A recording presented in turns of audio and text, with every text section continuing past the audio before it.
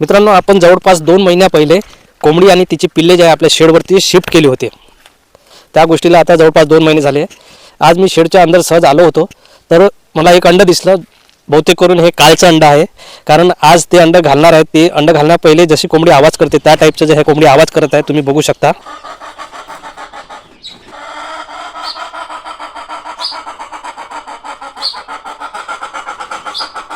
Video बनवण्याचं एकच कारण मित्रांनो, आपण काही दिवसा पहिले एक व्हिडिओ टाकला होता आपल्या पेजवरती. त्यामध्ये मी सांगितलं होतं की आपल्या कोंबड्यांमध्ये जे आहे कोंबडा नसेल तरी पण कोंबडी जे आहे अंडे देत असते. तिचा अंड्या देण्याच्या याच्यावरती काही परिणाम होत नाही. फक्त फरक एवढाच असतो की कोंबडीने जर अंडं हे दिलं तर ते अनफर्टाईल असते, कारण कोंबडा नसल्याने जे आहे ते अंडं अनफर्टाईल असते. आपण ते अंडं कोंबडी खाली जरी ठेवलं तरी पण त्यामधून पिल्लू निघत नाही.